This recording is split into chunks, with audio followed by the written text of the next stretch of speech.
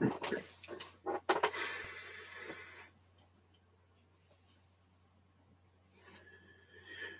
good evening, everybody. Here we are again, Tuesday evening, 7:15 or shortly after. I'm just going to hang on a little bit before we get started. I can see that we've got some of our faithful listeners online, but I'm sure others are just about to join us. So I'll just hang on for a little while as I can see the numbers creeping up. Brilliant.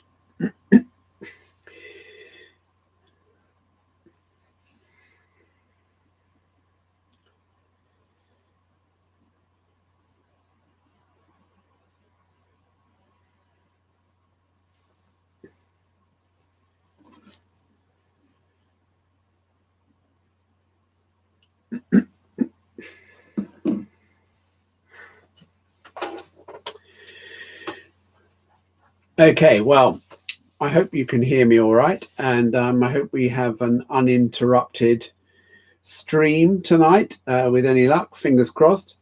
First thing to say, news, start with a bit of news. I had my first proper rehearsal on Sunday, so 2 nights ago, with the Ockham Singers in Guildford. And we had 29 singers, which is roughly about, I suppose, 80% of the choir. It's only a small chamber choir. So we had about 80% of the members there, all live, all for real. We used our normal rehearsal venue, but we had all the doors open. We had all the windows open. Everybody came with masks, and we had to obviously clean everything before and after the event. It was a COVID secure venue. It had been used by other people earlier in the day and then cleaned between the two events. So it felt amazingly safe, I have to say. And as I say, we had 29 singers, very, very good bunch, all well represented. Each section was well represented, and we placed every singer around the edge of the room so that there was nobody standing in front of anybody else, nobody singing in somebody's back or anything of that sort. Everybody was completely separate. We had 2 meters between each singer, and most significantly of all, I think we all wore masks for the entire event, which you may think sounds absolutely crazy. And it seemed a little odd at first, but in actual fact, it wasn't as bad as I thought it was going to be. And we all seemed to quite get used to it very quickly. And we just carried on as if we've never stopped. So that was my first proper live music making involving singers for exactly 6 months. So it was a very, very happy time indeed.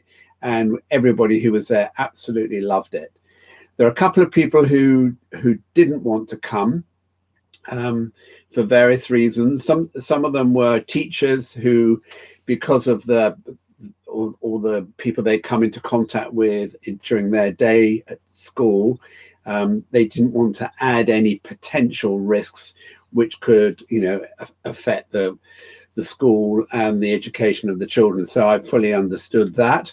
So there were a couple of people who didn't come, and 1 or 2 of the more people with health issues decided not to come. But the vast majority, as I say, 80% did come and were very enthusiastic about it. And what we did was to record it all on a camera, and it would then streamed both live and also sent out as a link, so people who missed it could take part in the event in their own time if they wanted to, which struck me as really sensible.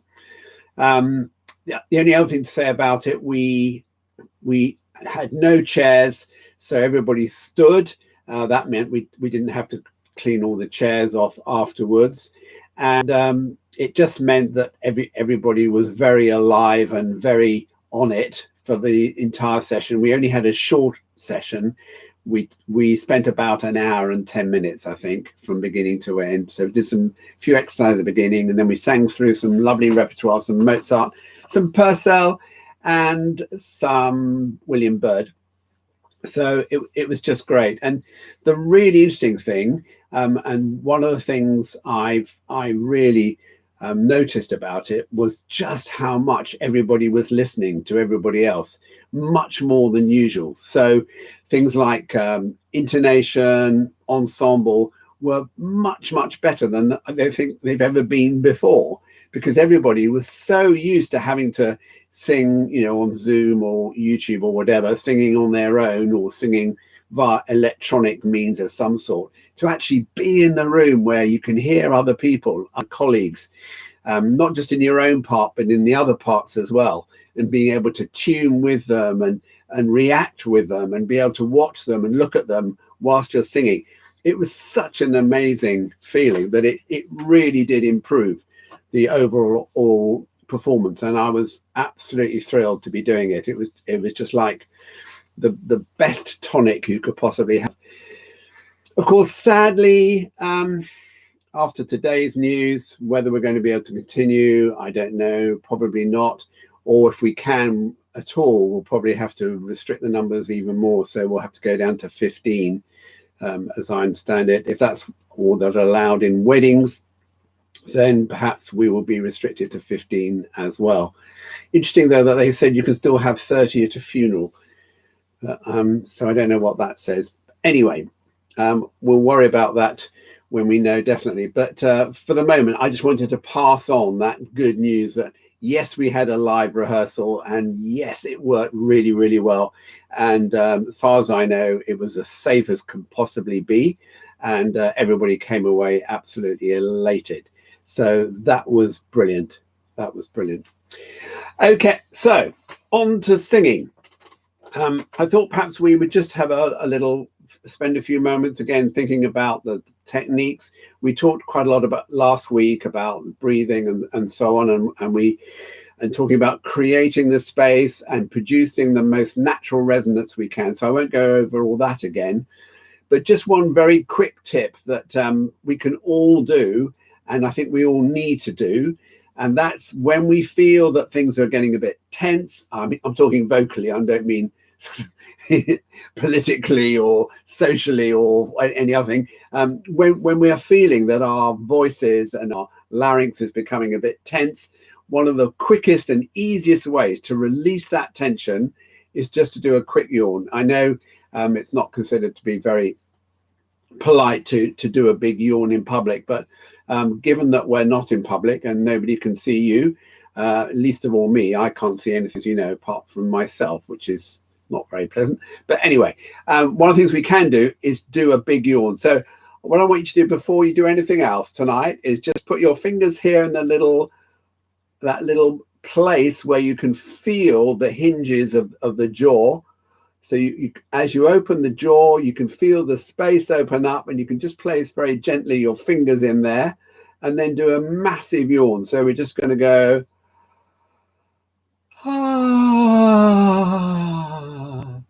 and do it as big and as outlandish as you like, just keeping that space open and taking the breath in and making sure whilst you do it that the tongue is out of the way. Just in your own time, just do some massive yawns for me.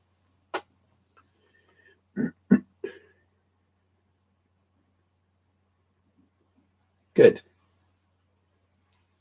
Excellent. Now, what I want to do first of all, one of the things we found when we were doing proper singing, live singing in the room on Sunday night, was that because we had masks on, we tended to naturally sing much more quietly and not making a huge amount of movement.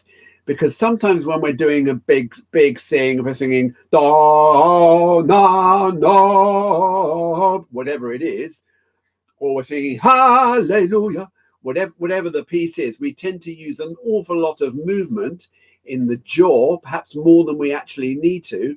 And we do lots of very splashy consonants and all that kind of thing.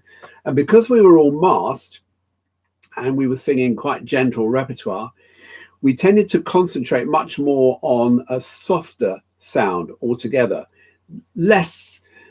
Perhaps less energy in some ways, certainly less perceived energy, but although it's the kind of classic swan sensation, so you're actually having to work quite hard to produce this very, very sustained, very gentle sound over the top. So just to get that idea going, I want to use an ooh.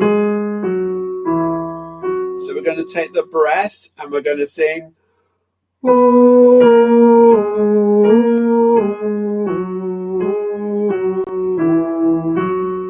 And then we breathe.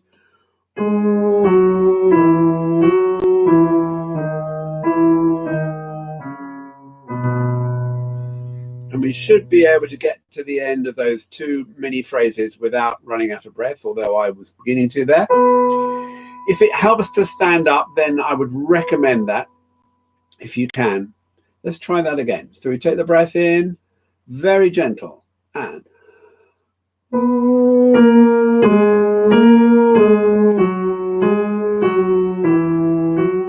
we breathe.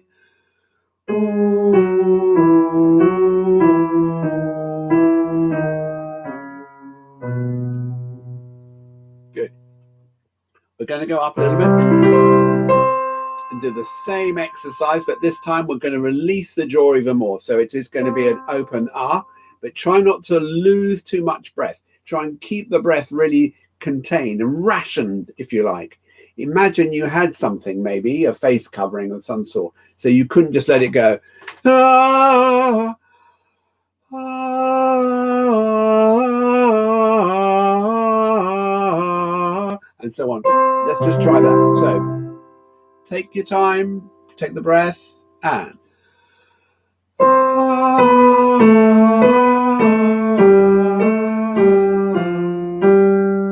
breathe.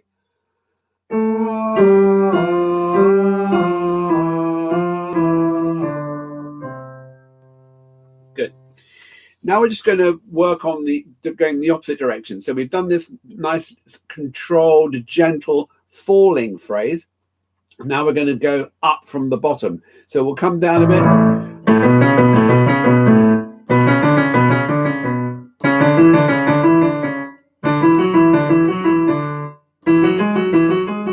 Just as far as there. So 5 of those. So we start quite low. And we're going to do this to a double E vowel. So it'll sound.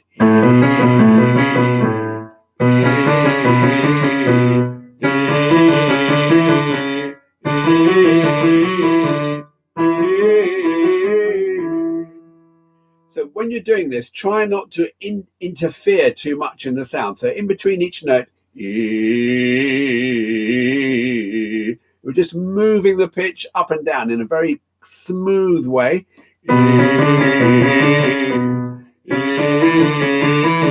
So you think of it as one note, one sound, but happens to have some alteration in pitch, rather than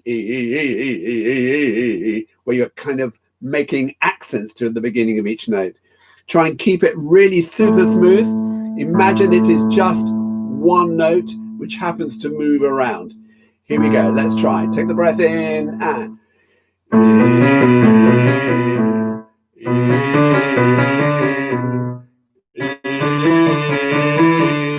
voice around quite rapidly. So this is just a good exercise just to get the voice moving. Let's do it a little bit higher. Same idea. Still stick to this double E. Nice focused double E, not too wide, not E, but E. So it's nice and vertical shape. But the most important thing is that you don't think of it as lots of different notes. Think of it as one continuous note that happens to move up and down. Here we go. We take the breath and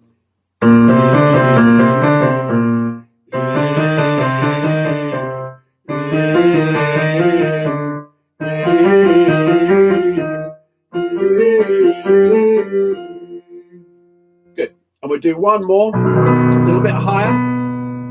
And this time we will change the vowel. So we're going to go to an O, as in hot. Nice open vowel, but try not to lose the essence of the sound as it goes, ah, and still keep it nice and smooth with no gaps between the notes. Ready, and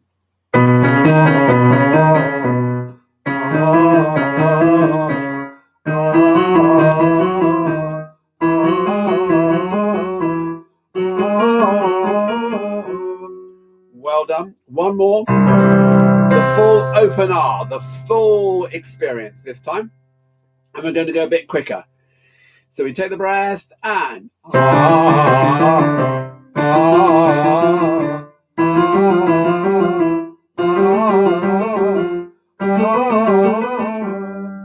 good. Okay. Now, the last little exercise I want to do tonight involves us just engaging the brain and the voice. So nothing too tricky, nothing we haven't done before, but we're going to start with our lovely numbers. So it's just going to be 1, 1, 2, 1, 1, 2, 3, 2, 1, 1, 2, 3, 4, 3, 2, 1, and so on. You know this very well, I know. Here we go.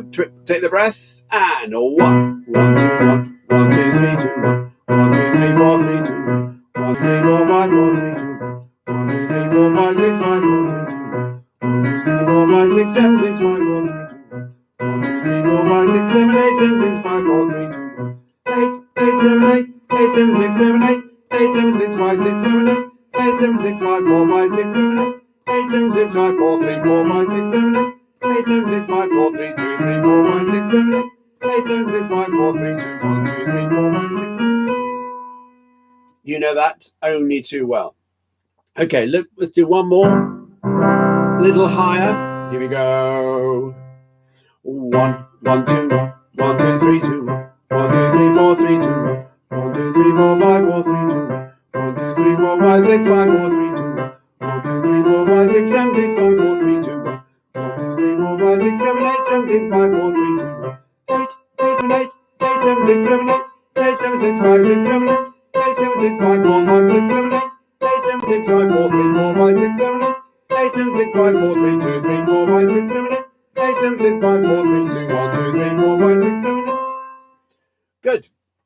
Well done. So we've engaged brain. We've talked a little bit about using this yawn sensation to create the space, reduce the amount of tension. And of course, it goes without saying, we still need to rely on this feeling of the vertical column of air.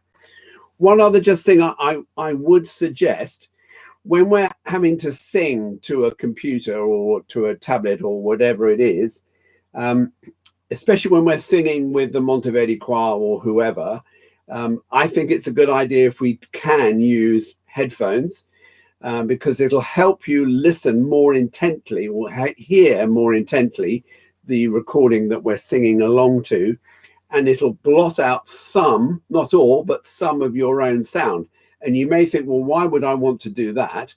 The answer is that if you don't do that, what tends to happen is your own voice will obliterate the recording, which is great in many ways, but it makes it harder to keep up, harder to keep in the right place. And you suddenly recognize, oh, I've got ahead, or I'm slightly behind. So it's just worth a try. If you're not doing this already, I would recommend using headphones to listen to the recording that I'm playing to you whilst you are singing. And especially if it's some noise cancelling type headphones, it'll shut out some of your own voice and just make it easier to sing along and to maintain that connection. Because obviously when you can't see anything and there's no conductor and all the rest of it, it's very hard otherwise to stay with it. And you'll probably find that you'll feel less inhibited as well. If you're not so aware of your own singing, hopefully you won't be inhibited by what you're hearing, and you'll just enjoy that sensation of being a member of the Monteverdi Choir, which wouldn't be a bad thing to do. So tonight we're going to start with the Dona Nobis Pacem, which we've been working on. I'm sure you're getting to grips with that pretty well.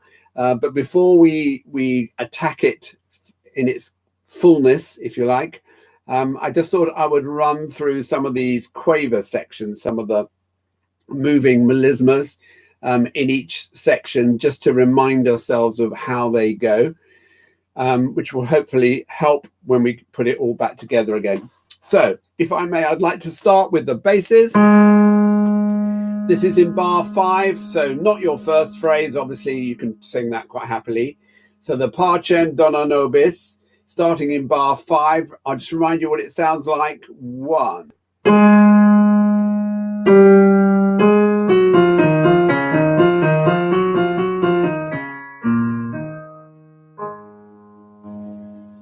So let's just sing that basses with the piano. Thank you. And 1.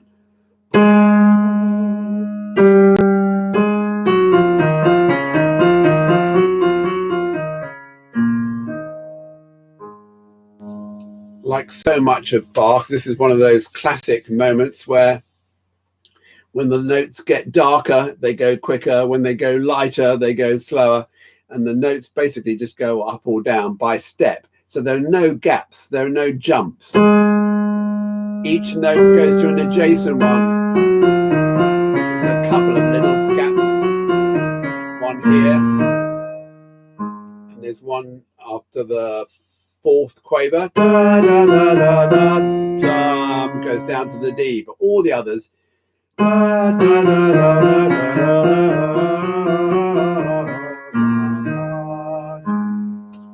So let's move on. Tenors, take the tenors from the same place. This is the end of bar 5. And again, I'll remind you what it sounds like. 2, 3, bar.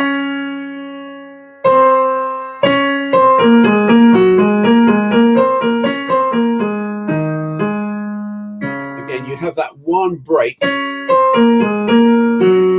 one jump, one interval that's not going to the next door note. And then you have that business of the C sharp we talked about last week.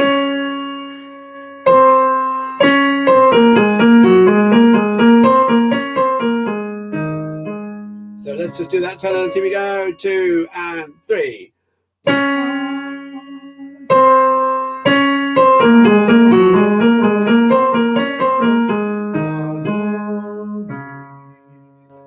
Next, we'll go on to the altos. End of bar 6. Let's do it straight in. 2 and 3. And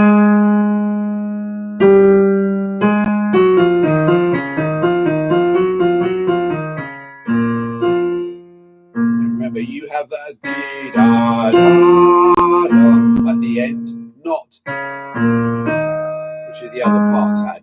Good. And sopranos, here's yours. Starting in bar 7. And 1. Bar.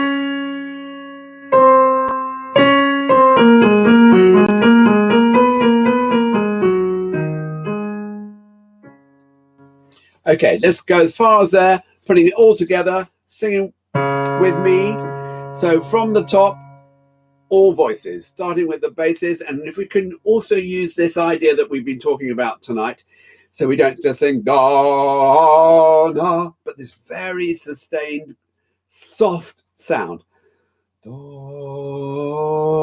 na, no, and so on. So very smooth, very legato, very sustained. Bass lead and 1. Tenors. Alto. Soprano.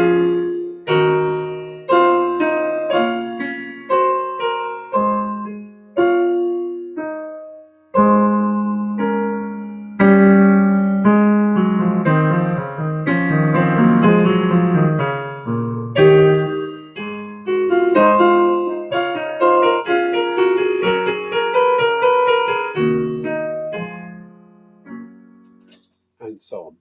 Good. Okay, we're going to move on. So we're now at letter A, or bar 13, or just before letter A. Bar 13, bass lead. Just remind you of this one. Remember, here we go quite high, and we have the comma after the first Pacem.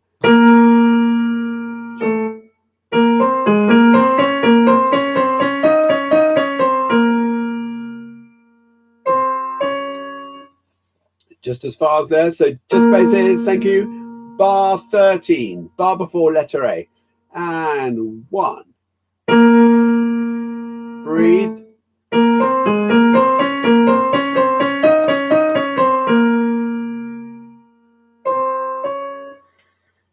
Good. And while we're on the subject of the basses, going on to the next quaver run, which is in bar 18. You've just sung in 17. 4,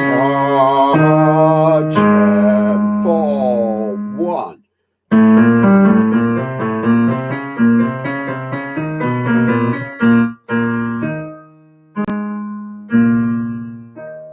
So let's just do that one more time. So I'll play the cadence in bar 17 and you can pick it up from where the quavers start. And breathe.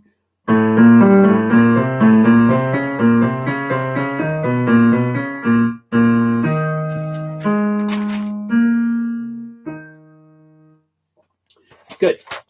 Moving on. Sopranos. This is your quaver passage beginning in the end of bar 19.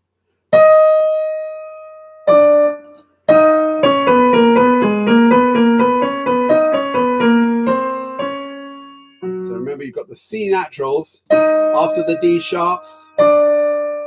C natural, then C sharp. Let's just sing that. So this is from the last minim of bar 19. Pacem. 2, 3.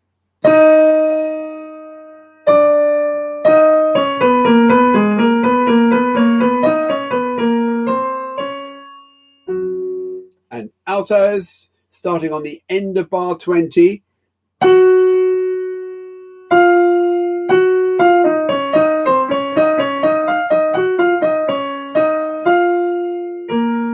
So don't forget the C sharp. I'll play it one more time. Cem.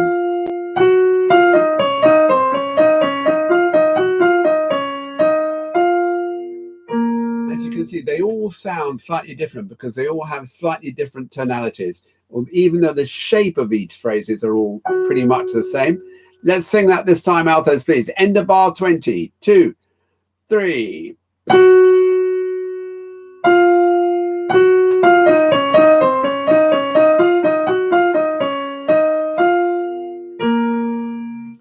Well done. And tenors, this is the end of bar 21.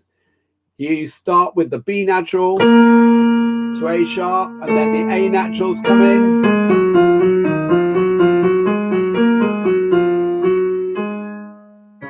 Let's do that. Tenors, 2 and 3.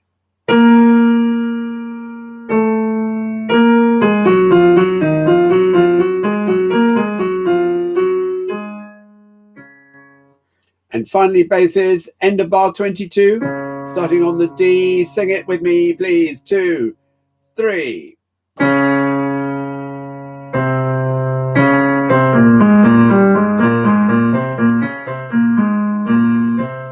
Then big jump.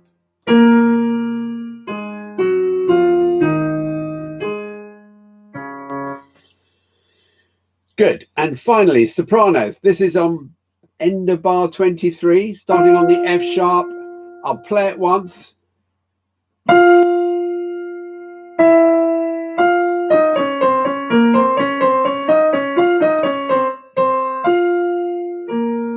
there's a few more leaps here. This is fine. E natural, minor third, major third. Let's just sing that phrase. End of bar 23, sopranos. 2, go.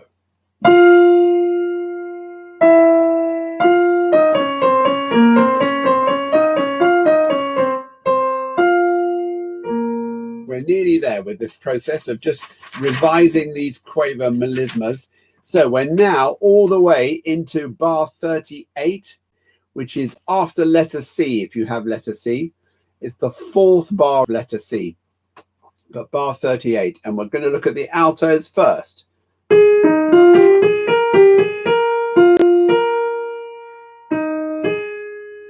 Very straightforward and quite short as well. Here we go. After 2, 1 and 2, go.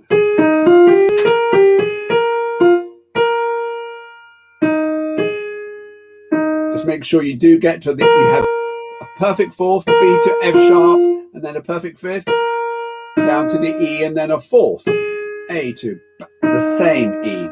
Just a little bit confusing there. Sopranos, if we could go from your Parchem in bar 38. Again, fourth bar of C if you've got letter C. Sing it with me, please. And 1.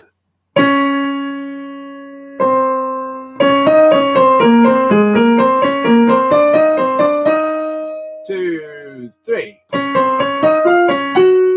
2, 3. There's a break there. 3, 4. This is obviously a longer, slightly more complex phrase, so we'll have another go at that. The Parchem in bar 38, sopranos, and 1, pa.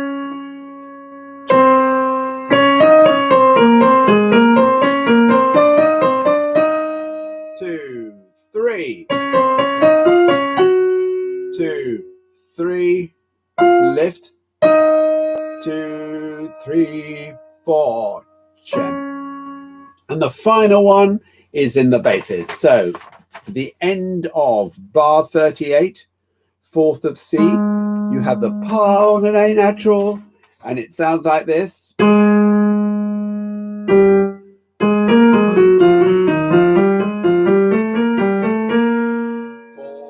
1. And so on. So let's just sing that. Basically, it's just starting on the A natural, the final minim of bar 38. Parchem. 2, 3. Breath. 4,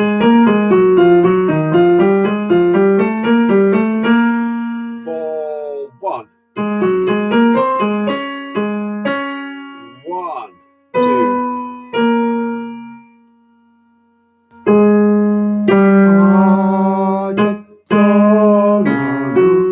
You have that little bit of syncopation, and you're home and dry.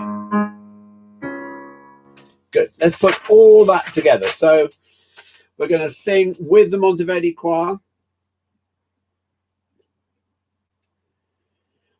the Dona Nobis Parcem, starting now.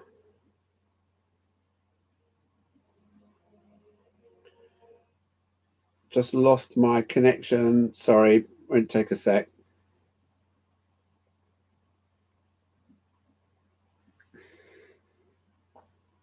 Okay, we're nearly there. This always happens when I take time out. So here we go. Take 2, Dona Nobis Parcem. Better still, start at the beginning. Sorry. No, we don't want that.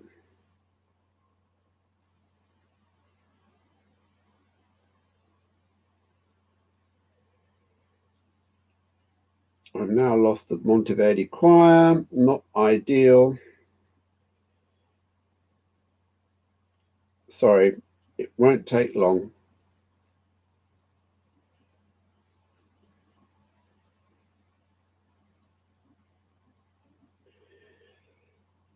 Okay, try again. We're ready to go this time. Sorry about that. Here we go.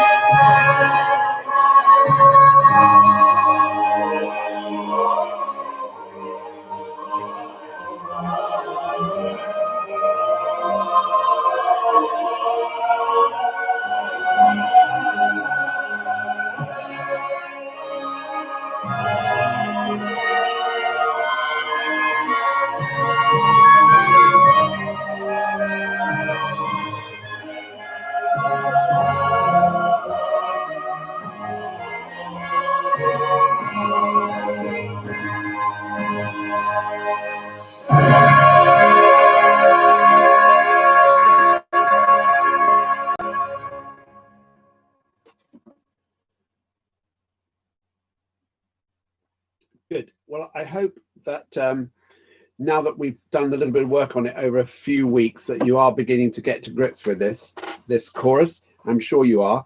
One of the things that you've probably noticed about it, as I said before, it starts really very quietly, very gently, and this rising, all these rising phrases. Such a clever idea, so simple but so effective. So over the space of effectively 2 octaves, you just have a rising scale in the first 4 bars, and that produces all the effect you could possibly wish for. It's like a wonderful sunrise. But one of the implications of this is that always with this chorus, you need to start quietly and build. And the longer it goes on, the more the dynamic builds. So when the trumpets and the timpani come in towards the end, it really is very big, very luxurious in its sound quality. In order to hear the beginning when it's quiet, I obviously have to have the volume levels reasonably high. So I hope it's not distorting too much when it gets louder. But before we move on, I would like to do it one more time. And this for the very purpose of just working out how much we can make our dynamic contrast from the very quiet, sustained, soft voice at the beginning to the much more expansive, never shouting, never fortissimo, doesn't need to be that big, but just a richer, fuller sound. So think of it in terms of the quality of the sound, just getting richer and more luxurious rather than necessarily louder. And try not to use more breath as you instead maximize the resonance. So you're making the voice work more efficiently to make a bigger sound rather than having to, as it were, stoke the fire and put in a huge amount of effort. So just with those thoughts in mind, perhaps we could do that one more time, and then we're going to move on to the confiteor. So here we go.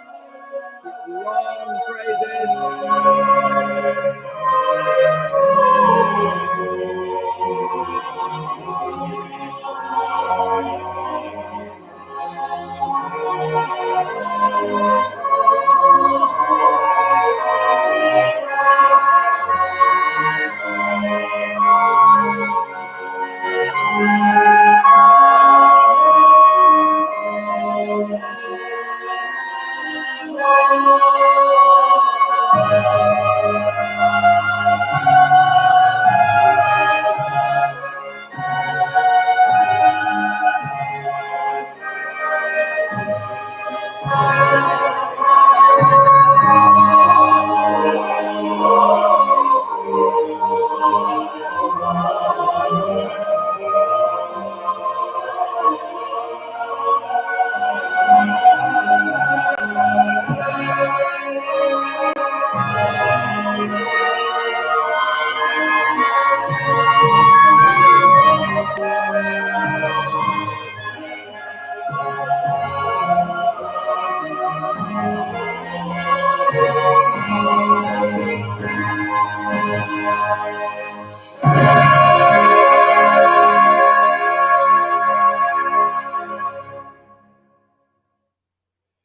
Great. We're getting to know this pretty well by now, I know. I've just seen a comment on the live chat to say we need a bit of conducting.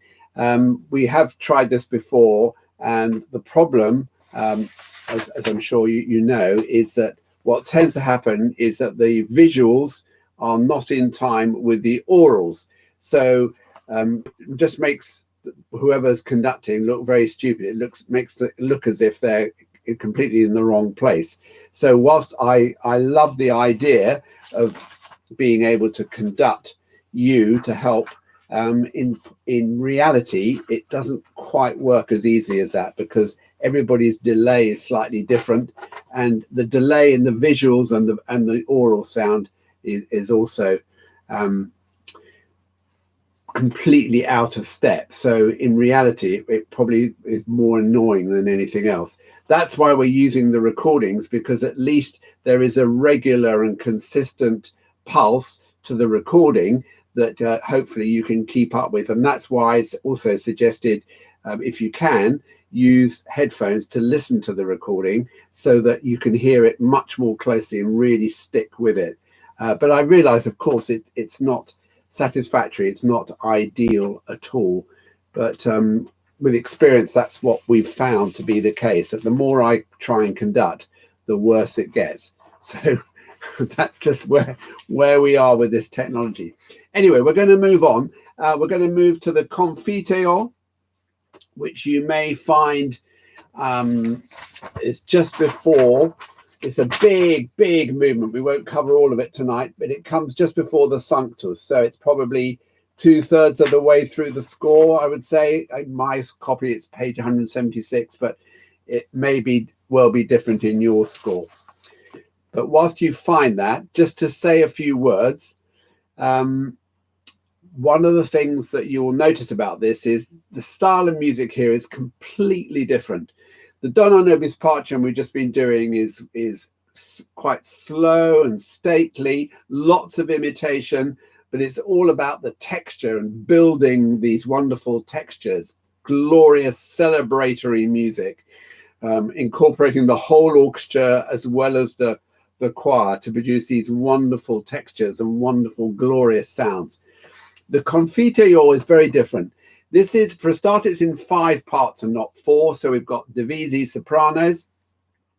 And the orchestra, certainly the first part of this chorus, don't really play at all. There's just a continuo bass.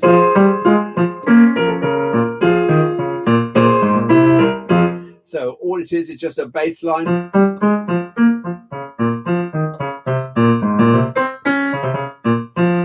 With some chords over the top of it. So that's really all the orchestra do. Meanwhile, the voices are left much more to their own devices, therefore no doubling from orchestral parts. It's much quicker, but it's also much lighter in mood, lighter in weight. You can think of it really more like chamber music. Whereas the Dona Nobis Pacem is big and grand and celebratory, this is much more intimate. It's a little piece of delightful chamber music. Still has the same kind of polyphony, the use of voices imitating each other, coming in different places. And it has this wonderful phrase after about 16 bars or more than that. No, 16 bars, yes. And all of that imitates. So the tenors have altos, and there's sopranos.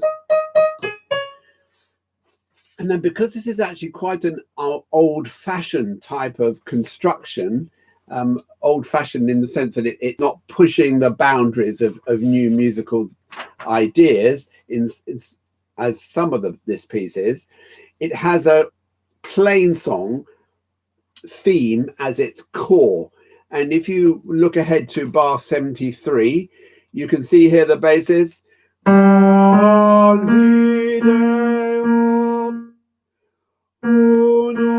baptisma.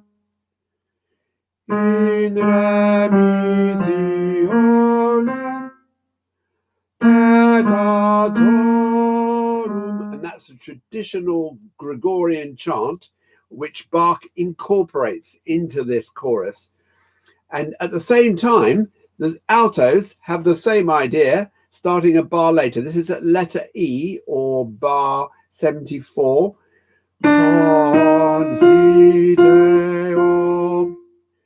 unum baptisma in remissionem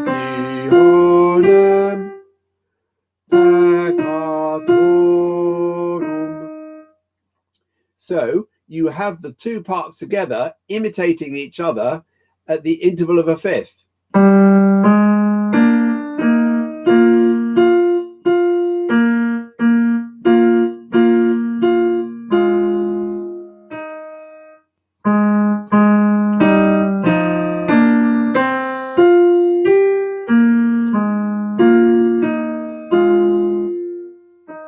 Extraordinary to put all of that into this really complex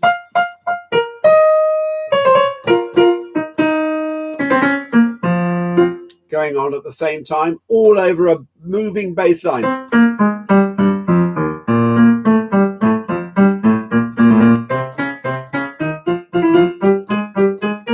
So completely independent of the vocal parts, you have the orchestral bass line playing all these crotchets. And then, just to make life even more interesting, after letter F, or from bar 91, he puts the same plain song, but at double time, or sort of half time, I should say, in the tenor part.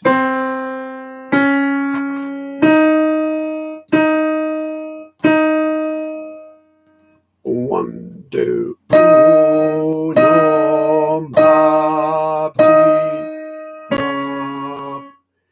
in re missionem peccatorum. So we've introduced this plain song theme. He then has it imitating between the basses and the altos at the interval of a fifth, and then he introduces it into the tenor part, but this time in augmentation, so double the note value, half the speed. So let's have a go, see how we get on with this. The beginning of this, first sopranos,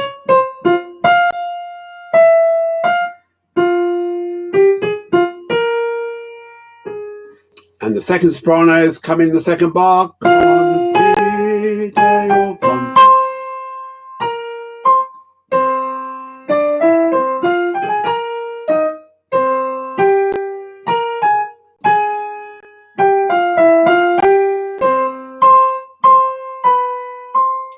And the alto first lead. Confideo, confideo.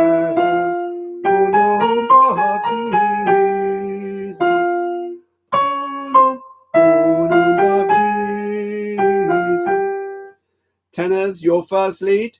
Confideo.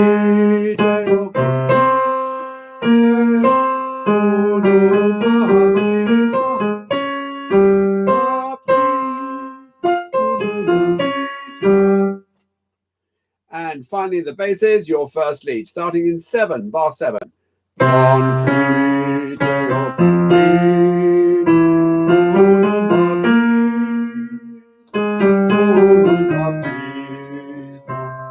And as you notice, one of the things about this, it's quite quick. It moves quite a fast pace. So let's have a look at this. If you don't manage to sing first time, don't worry. Just use the opportunity to listen.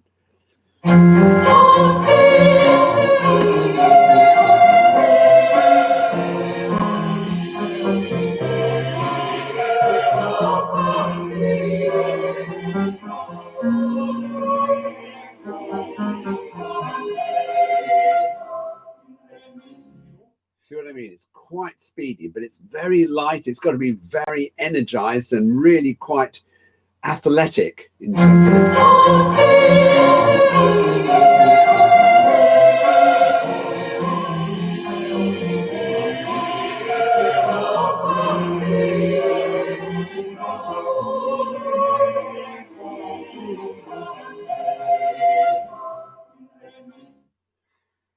Okay, we're going to go on from there. I hope you've got at least some of that in place. We're going to slow it right down, starting with tenors. I'll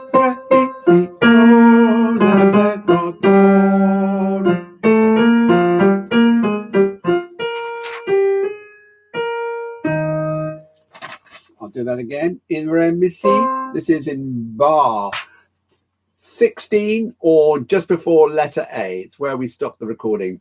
Tenor part.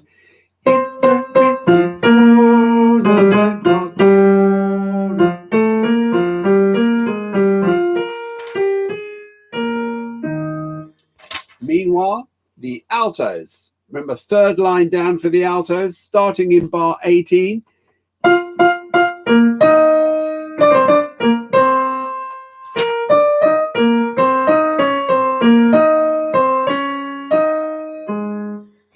And the second sopranos, starting in bar 20.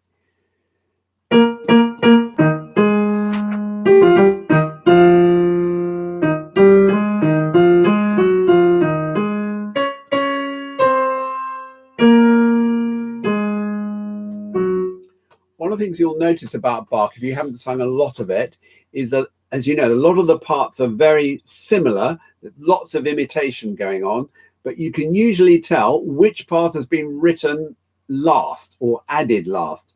And because they suddenly have the same kind of overall shape as the other parts that they're imitating, but with some slightly awkward moments. And that's a good example. The second sopranos, finally, and then here.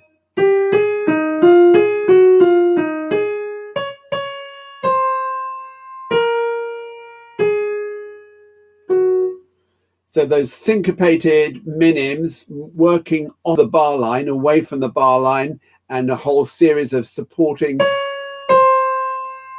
lower scale, descending scale. It's quite different from what everybody else has had up to that point. Next, we'll go to the first sopranos. In re mi si. In re mi si. Oh, so this is after the second soprano lead. So this is bar 22, and it sounds like this. And first sopranos, and 1.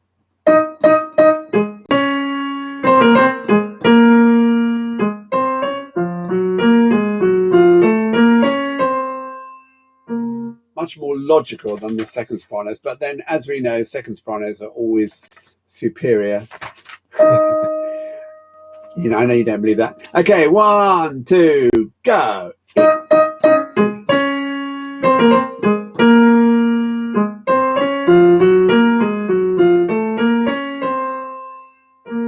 And lastly, the basses. This is in bar 24, and it sounds like this. And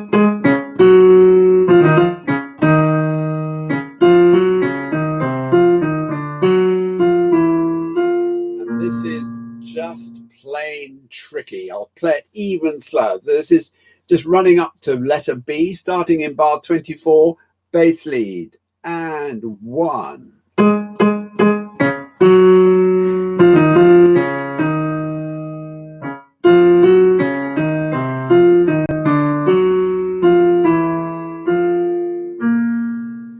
And as you know, for a lot of that, not all of it, but for some of it, you're working not exactly with the orchestral bass line. It's slightly independent. So some of it's with the orchestral bass line.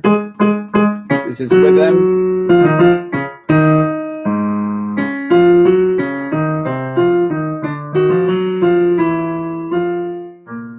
Quite close, quite similar, but not exactly the same.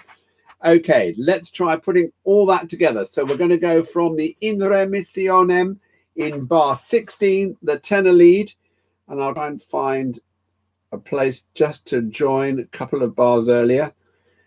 Here it is.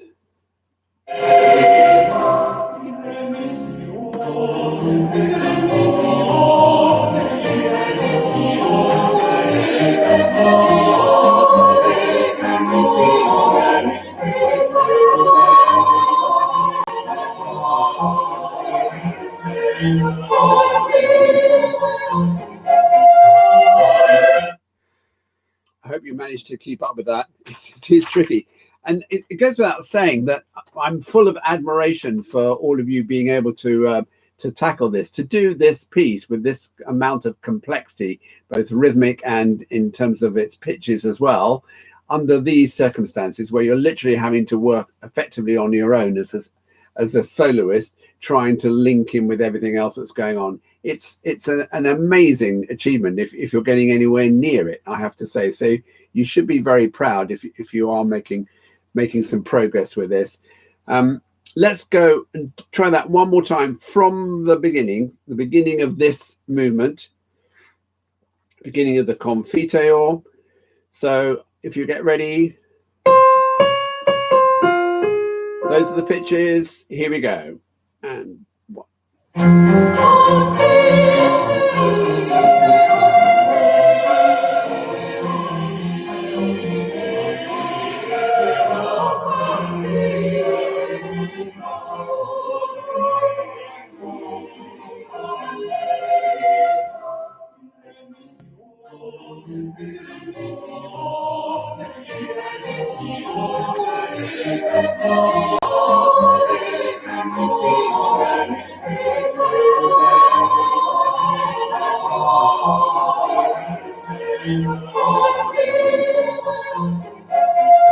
Obviously, it's very hard for me to tell how you're getting on with this, but from comments that I've had from last week, some of you were very kind and said it was going really well, but I could afford to move on a little bit quicker.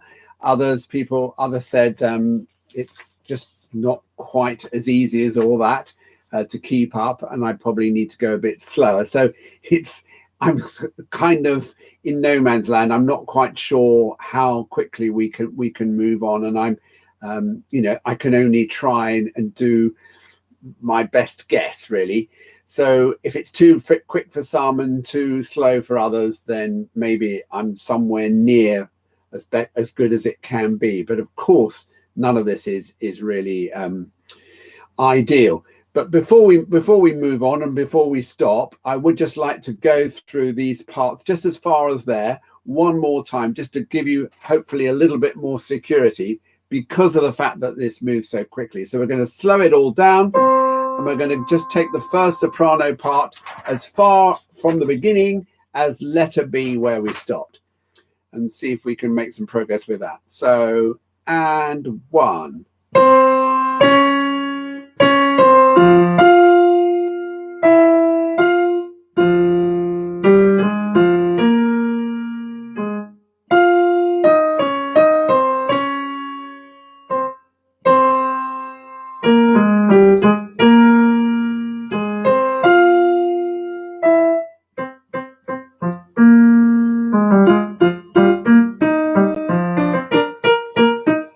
And here we go for us.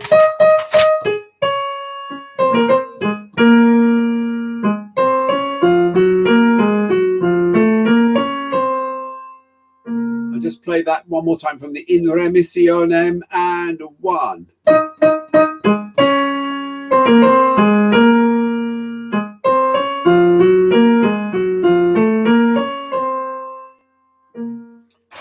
Good. Second sopranos from the beginning of the Confiteor, starting in bar 2 and a 1.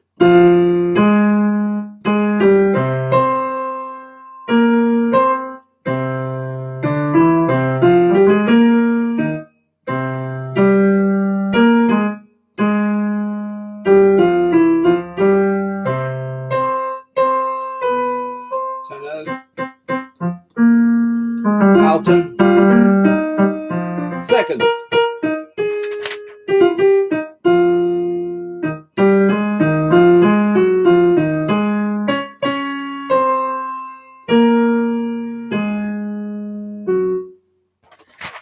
Here we are, altos, from bar 4 into bar 4 and a 1.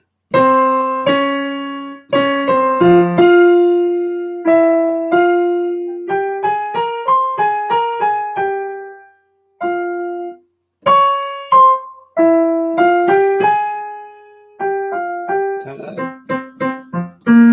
alto.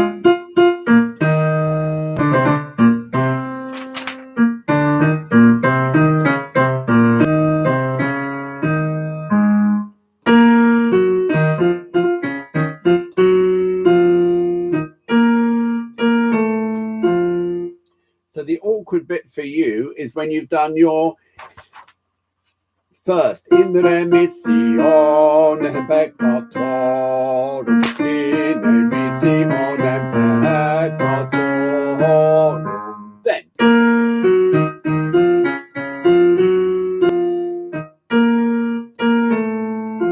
so you're going to leap from the low A to a high B natural, a major ninth, and then these repeated notes, and the G naturals. Not easy at all. Tenors, this is bar 5 from your first lead. Starting on the F sharp, and 1.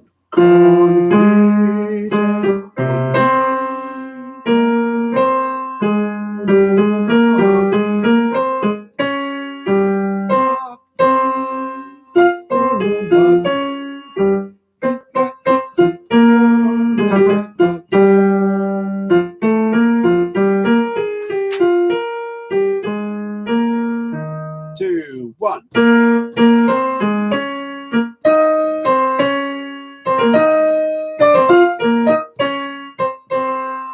Great fun, that last phrase. Nice bit of jazzy rhythms. This is from bar 25. Listen again. Do.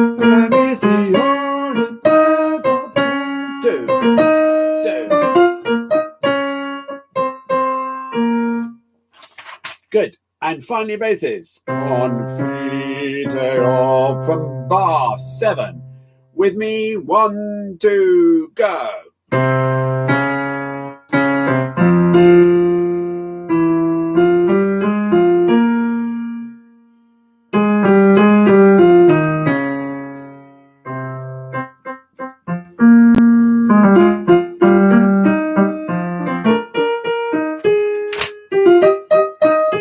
And basses.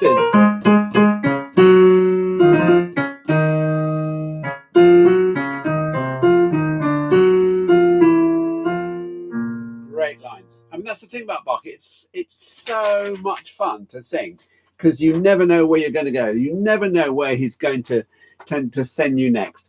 Good. I hope that helped a little bit. Let's see. Fingers.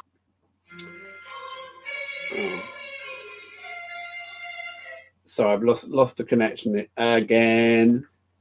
Whenever I stop for too long, the Bluetooth cuts out. 21st century issues. Okay, Bluetooth is now functioning. And here's Monteverdi Choir. Be ready?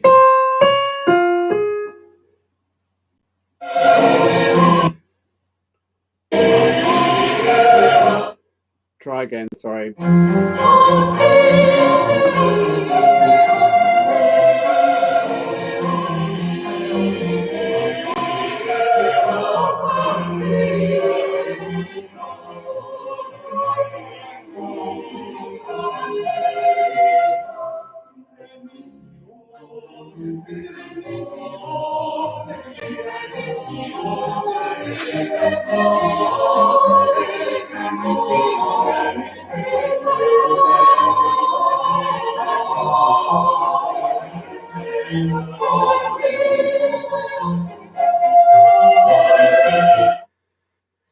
Well done if you're persevering with that. Well done indeed.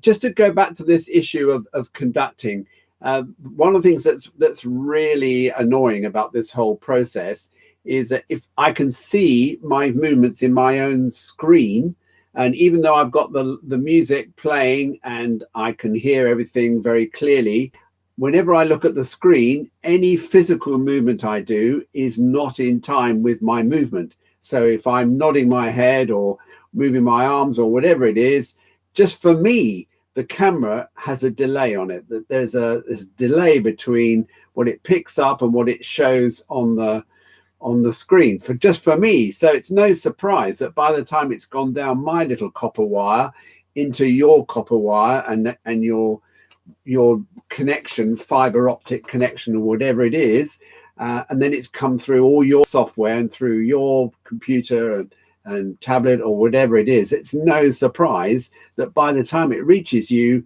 it's even more jumbled up and more delay has gone into the system. So it really is most disconcerting, but as far as I know, we can't do much about it at the moment. I'm sure improvements will be made, and if we have to do more of this, hopefully improvements can be made. But anyway, well done for sticking with it. Well done for persevering. Should we do that one more time and then we'll call it a day, and see how we get on next week? So.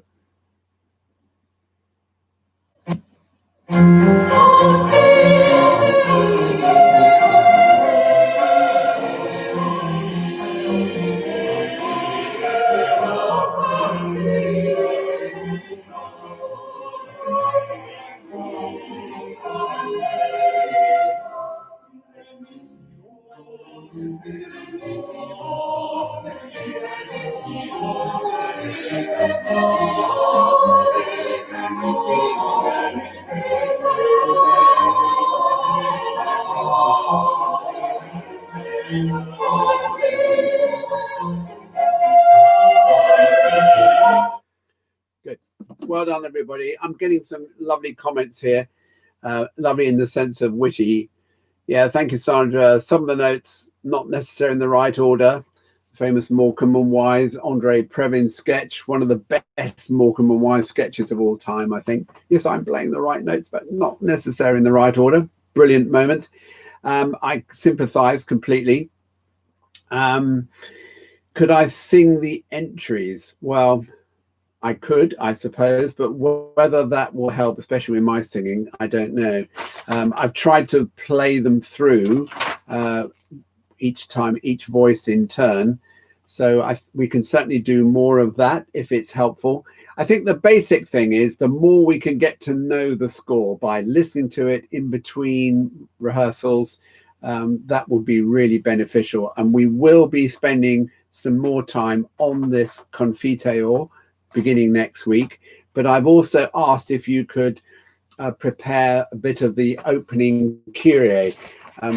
So not so much the big opening, you remember.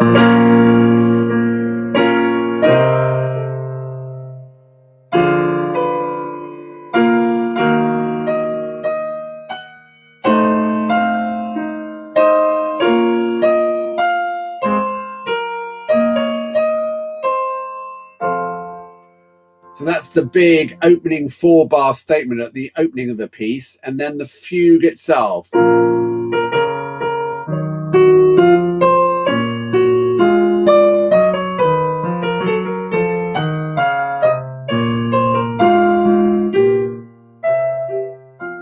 what I would like to do is to start looking at the fugue. So this will be at letter A or bar 30, where the tenors have the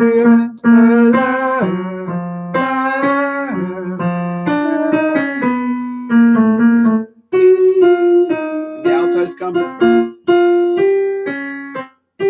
So we get used to how we sing these phrases and use the time profitably in terms of getting used to it and how we phrase them, how we articulate them, and all 5 voices have it in turn. So it'll be quite, I think, quite a useful process, a useful part of our time if we spend some time on that. So next week, predominantly working on the Confiteor and on the opening fugue of the Kyrie. I hope that makes sense to you. My grateful thanks to all of you for coming tonight and for taking part. Well done for the bits you got right. And don't worry about the bits you didn't get right.